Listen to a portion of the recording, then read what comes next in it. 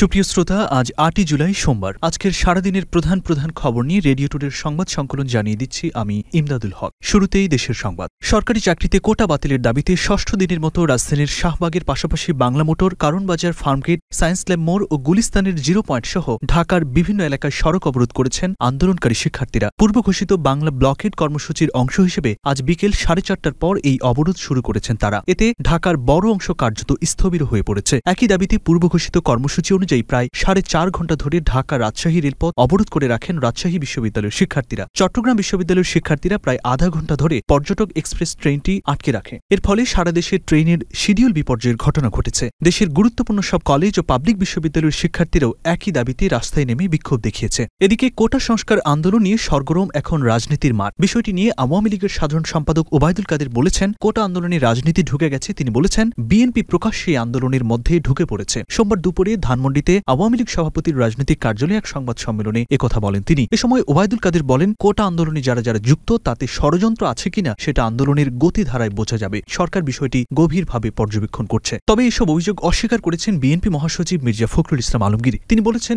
মূল ইস্যুকে অন্যদিকে সরিয়ে দিতে আবারও চাকুরিতে কোটা যুক্ত করা হচ্ছে। শিক্ষার্থীদের আন্দোলনে বিএনপি ইন্ধন দিচ্ছে না, তবে এই আন্দোলনকে বিএনপি যৌক্তিক মনে করে। সোমবার রাজধানীর গুলশানে বিএনপি চেয়ারপারসনের রাজনৈতিক কার্যালয়ে সংবাদ ব্রিফিংয়ে তিনি এসব কথা বলেন। কোটা বিরোধীদের আন্দোলনের মধ্যে সরকারের 5 মন্ত্রী প্রতিমন্ত্রী আজ হঠাৎ রুদ্ধদ্বার বৈঠক করেছেন। আকস্মিক বৈঠকের পর তাদের স্পষ্ট কোনো বক্তব্য না পাওয়া গেলেও কোটা আন্দোলনই যে মূল আলোচ্য বিষয় ছিল তা বিভিন্ন গণমাধ্যমের প্রতিবেদনে উঠে এসেছে। রাজধানীর ধানমন্ডিতে আওয়ামী লীগ সভাপতির কার্যালয়ে আধা ঘণ্টা ধরে এই বৈঠক চলে। ওবায়দুল কাদেরের সঙ্গে এই বৈঠকে ছিলেন আইনমন্ত্রী আনিসুল হক, শিক্ষামন্ত্রী মহিবুল হাসান চৌধুরী নফেল, তথ্য সম্প্রচার প্রতিমন্ত্রী মোহাম্মদ এ আরাফাত এবং শিক্ষা প্রতিমন্ত্রী শামসুন নাহার। তবে বৈঠকের পর সেখানে অপেক্ষমান সাংবাদিকদের সামনে মন্ত্রীরা কোনো কথাই বলেননি। প্রধানমন্ত্রী শেখ হাসিনা সোমবার 4 দিনের দ্বিপক্ষীয় সফরে চীনের রাজধানী বেইজিংয়ে পৌঁছেছেন। প্রধানমন্ত্রী তার সফর সঙ্গীদের বহনকারী বিমান বাংলাদেশ এয়ারলাইন্সের একটি বিশেষ ফ্লাইট বেইজিং সময় সন্ধ্যা 6টায় বেইজিং ক্যাপিটাল ইন্টারন্যাশনাল এয়ারপোর্টে অবতরণ করে। প্রধানমন্ত্রী শেখ হাসিনার 4 দিনের এই দ্বিপাক্ষিক সফরে বাংলাদেশ ও চীনের মধ্যে 20টি থেকে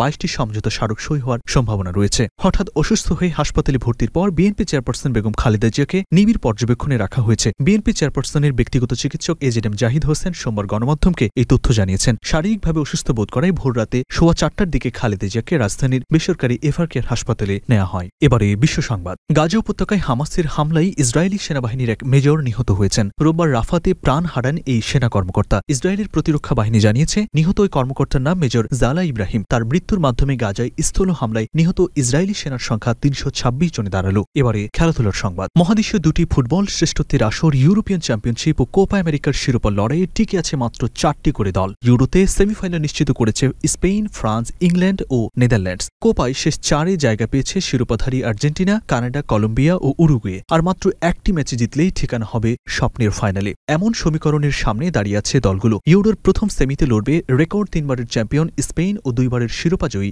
ফ্রান্স। অন্যদিকে সেমিতে মুখোমুখি হবে গত ইউরোর রানার্স আপ ইংল্যান্ড ও নেদারল্যান্ডস। এদিকে বর্তমান চ্যাম্পিয়ন আর্জেন্টিনা কোপার প্রথম সেমিতে মোকাবেলা করবে কানাডাকে, আর দ্বিতীয় সেমিতে লড়বে কলম্বিয়া ও উরুগুয়ে। রেডিও টুডে 89.6 FM এর আজ 8ই জুলাইয়ের সংবাদ সংকলন এ পর্যন্তই। সবাইকে শুভরাত্রি জানিয়ে এখানেই বিদায় নিচ্ছি আমি ইমদাদুল হক।